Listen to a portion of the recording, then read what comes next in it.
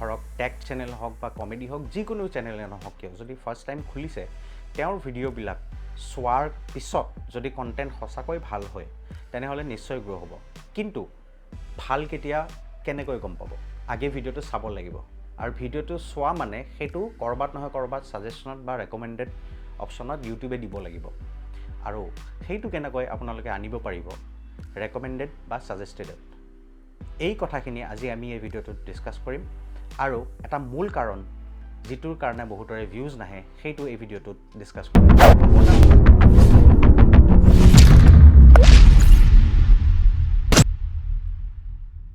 কথাটো সঁচা কি আমি যিবোৰ ভিডিঅ' বনাওঁ আমি যিকোনো কেটেগৰী হওক আজি মোৰ টেক চেনেল হয় বেলেগৰ হয়তো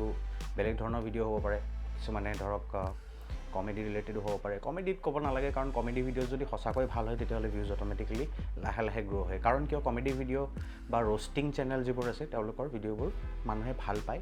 আৰু সেইটোৰ কোনো টাৰ্গেট অডিয়েঞ্চ স্পেচিফিক নাই চ' সেইটোৰ কাৰণে তেওঁলোকৰ যিবোৰ ভিডিঅ' হয় বেছিভাগ শ্বেয়াৰ হৈ যায় হোৱাটছআপতহে তো তেওঁলোকৰ ভিউজটো অট'মেটিক আহি যায় আমি যিবোৰ ভিডিঅ' বনাওঁ সেই ভিডিঅ'বোৰ বনোৱাৰ সময়ত আমি কেতিয়াও নাভাবোঁ যে এই ভিডিঅ'টোত টাইটেলটো মই যিটো ভাবিছোঁ সেইটো লিখি দিলে চলিব নে নচলে কোনেও কাম নকৰে এইটো টপিকৰ ওপৰত মানে কথাটো হৈছে আপোনালোকে যিটো টাইটেল লিখে সেই টাইটেলটো যিটো আপুনি দি আছে সেইটো আপুনি চালি জাৰি চাইছেনে যে এই টাইটেলটো ক'ৰবাত ব্যৱহাৰ হৈ আছে নেকি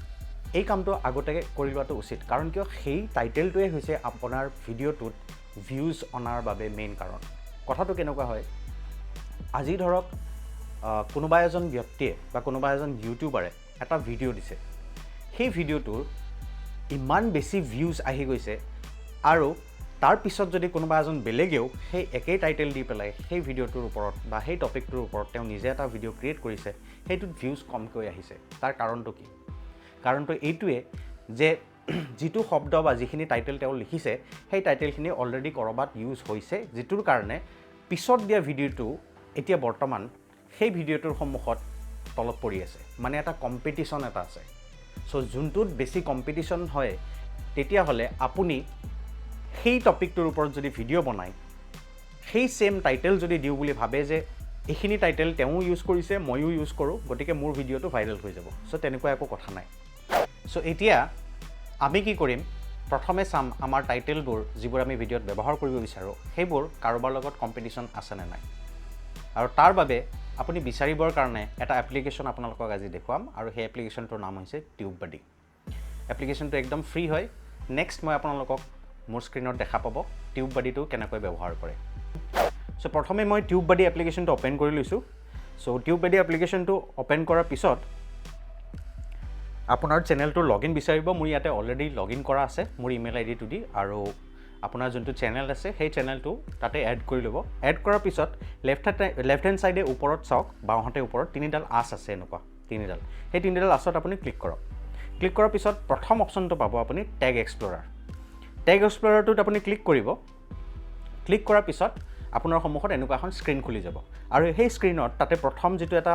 অপশ্যন আছে দেখিছেনে টেগ বুলি লিখা আছে তাতে ক্লিক কৰক চ' ক্লিক কৰাৰ পিছত টেগ এক্সপ্ল'ৰাৰটোত আপোনাক সহায় কৰিব এতিয়া আপুনি যিয়ে নিলিখক কিয় সেই শব্দটোৰ ইউটিউবত কম্পিটিশ্যন কিমান আছে ফৰ এক্সাম্পল ধৰক মই ইয়াতে লিখিছোঁ হাউ টু মেক থাম্বনেইল কৰি পেলাই মই চাৰ্চ কৰি দিছোঁ এইটো এতিয়া চাওক আপুনি স্ক্ৰীনখনত ভালদৰে চাওক তাতে লিখা আছে তিনিটা অপশ্যন প্ৰথম অপশ্যনটো হৈছে চাৰ্চ ভলিউম তাতে লিখা আছে হাই ছেকেণ্ড অপশ্যনটো আছে কম্পিটিশ্যন তাতে লিখা আছে ভেৰি হাই আৰু থাৰ্ড যিটো অপশ্যন আছে সেইটো হৈছে অ'ভাৰঅল আৰু সেইটোত দিয়া আছে বেড তাৰ মানে আপুনি যদি এটা কণ্টেণ্ট বনাইছে মানে এটা ভিডিঅ' বনাইছে য'ত আপুনি দেখুৱাব বিচাৰিছে যে থাম্বনেইল কেনেকৈ বনায় আৰু তাতে যদি হাউ টু মেক থাম্বনেইল বুলি আপুনি টাইটেলটো দিয়ে তেনেহ'লে সেই ভিডিঅ'টোত আপোনাৰ ভিউজ কম আহিব কাৰণ কিয় আপোনাৰ অ'ভাৰঅল যিটো স্ক'ৰ আছে সেইটো বেড বুলি দেখুৱাইছে অৰ্থাৎ অ'ভাৰঅল স্ক'ৰটো আপোনাক হাই চাৰ্চ ভলিউম আৰু ভেৰি হাই কম্পিটিশ্যনৰ দুটাৰে কম্বিনেশ্যন দেখুৱাই পেলাই আপোনাক দিছে চ' এতিয়া ঘটনাটো হৈছে ইয়াতে আপুনি সেইটো বস্তু চাৰ্চ কৰিব পাৰে যে আৰু কেনেকুৱা ধৰণৰ মিনিংটো একে হ'ব লাগিব হাউ টু মেক থাম্বনেইল ঠিক আছে তেনেকুৱা মিনিংটো সমান থকাকৈ বেলেগ শব্দ কেনেকৈ এনেকৈ লিখি পেলাই আমি ইয়াৰ ওভাৰঅল ৰিজাল্টটো ভালকৈ আমি উলিয়াব পাৰোঁ চ' সেইটো এবাৰ ট্ৰাই কৰিম আৰু তাৰ কাৰণে কি কৰিম আমি এতিয়া হাউ টু মেক থাম্বনেইল নিলিখোঁ ক্ৰিয়েট ইজি থাম্বনেইল এই শব্দ তিনিটা দিছোঁ দি পেলাই আকৌ চাৰ্চ কৰিছোঁ